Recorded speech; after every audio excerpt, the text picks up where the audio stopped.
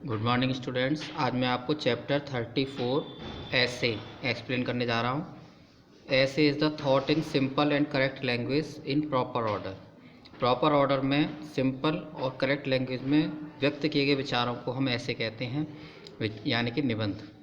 What to do to write an ऐसे।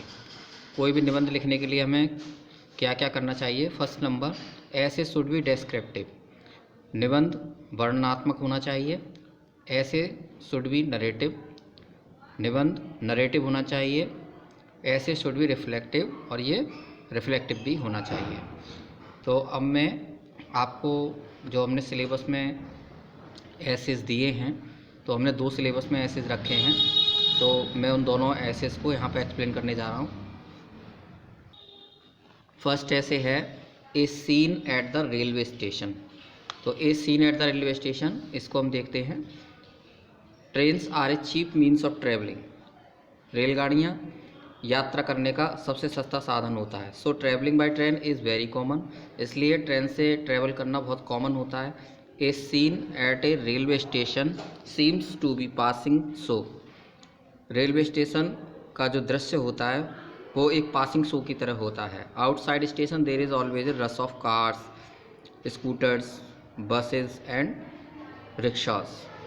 Outside station, outside यानी station के बाहर, there is always rush of cars, car, scooter, bus और rickshaw का हमेशा भीड़ भाड़ रहती है।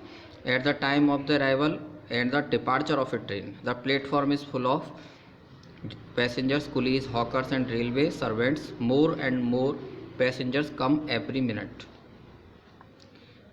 रेल के अराइवल से पहले और डिपार्चर के पहले, अराइवल के बाद और डिपार्चर के पहले, रेल के अराइवल से पहले, ट्रेन के आगमन के समय और डिपार्चर के समय platform, passengers, coolie, hawkers, railway servants, इनसे पूरा खचाखच भरा रहता है। Before the arrival of the train, train के आगमन से पहले, the passengers wait for it, यात्री इसका इंतजार करते हैं। Some are seen coming and going out of the waiting rooms, कुछ लोग वेटिंग रूम्स में आते जाते हुए दिखते हैं। Some sit on the benches outside, कुछ बाहर की बेंचों पर बैठते हैं। Other stand here and there, दूसरे लोग इधर उधर खड़े रहते हैं। The rush at the booking window is worth seeing, booking window पर जो भीड़ है वो देखने लायक होती है। The passengers crowd on the window to buy tickets, passengers ticket खरीदने के लिए भीड़ में दिखते हैं। The second class booking window has a great rush, second class booking window पर काफ़ी भीड़ रहती है। While waiting for the train, some passengers are very restless, train की वेटिंग करते समय कुछ पैसेंजर्स बहुत बेचैन रहते हैं। They look in the direction of the train again and again, वे ट्रेन के आने की दिशा में बार बार देखते हैं। They seem to be afraid of missing the train, वे ट्रेन मिस होने को लेकर बहुत ही भयभीत रहते हैं। The passengers get ready and pick up their luggage, passengers अपने सामान को तैयार करते हैं और सामान को उठा लेते हैं। The train arrives and the passengers almost run to the compartment, train पहुंचती है और पैसेंजर्स कंपार्टमेंट में दौड़कर पहुंचते हैं। They try to get into the train even before it stops, वे उसके रुकने से पहले ही उसमें चढ़ने की कोशिश करते हैं। Some throw their luggage through the window, कुछ लोग खिड़की से ही अपना सामान अंदर फेंक देते हैं। There starts struggle among those trying to get down and those trying to get in, यानी कि उतरने वाले यात्रियों और चढ़ने वाले यात्रियों के बीच में झगड़ा हो जाता है। The train leaves and the platform becomes काम, जब ट्रेन छूट जाती है, चली जाती है, तो प्लेटफॉर्म पर शांति छा जाती है। The outgoing passengers leave the platform, outgoing passengers जो होते हैं वो प्लेटफॉर्म को छोड़ देते हैं। Only a few hawkers are seen sitting और standing arranging their things for the next train, केवल कुछ हॉकर्स और कुलीज लोग जो होते हैं वो ही अगले ट्रेन की आने की प्रतीक्षा में अपने सामानों को दुरुस्त करते हैं। It is interesting to see the busy life at this railway station, railway station पर व्यस्त जीवन को देखना बड़ा ही रोचक है। All sorts of people are seen there, सभी प्रकार के लोग वहाँ देखे जाते हैं। It gives us knowledge about people living in the different parts of the country, हमारे देश के विभिन्न भागों में रहने वाले लोगों के लिए यह जानकारी देती है। It also shows difficulty to travel by trains, ये हमें ये भी दिखाती है कि ट्रेन से यात्रा करने में कितनी मुश्किलें सामने आती हैं।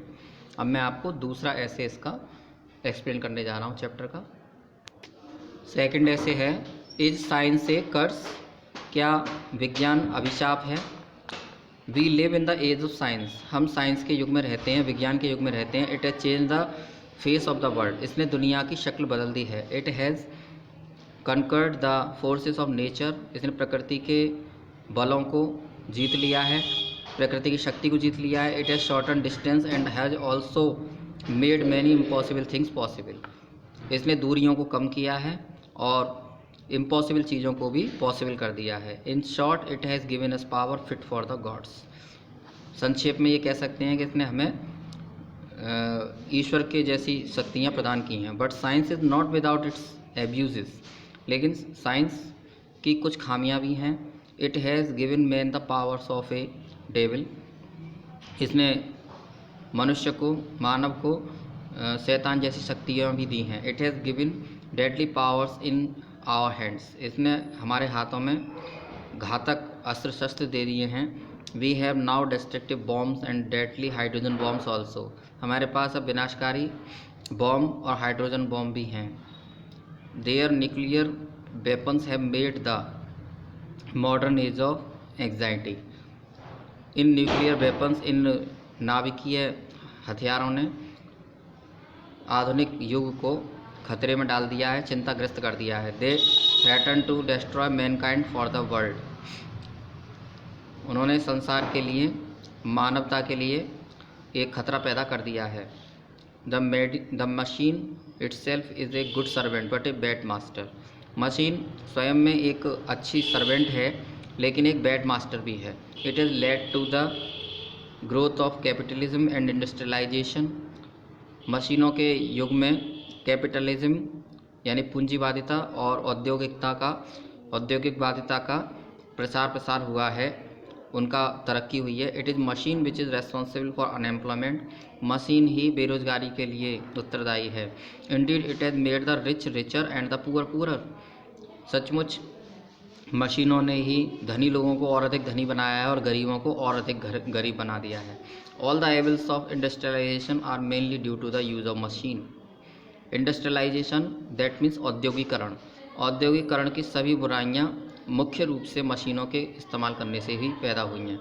Its use has given rise to many economic, political and social problems all over the world, इनके यूज से, इनके प्रयोग से संसार भर में इकोनॉमिक यानी कि आर्थिक, राजनीतिक और सामाजिक समस्याओं का जन्म हुआ है। Science has made some materialistic in his outlook, science ने मनुष्य को अपने आप में मेटेरियलिस्टिक बना दिया है, भौतिकवादी बना दिया है।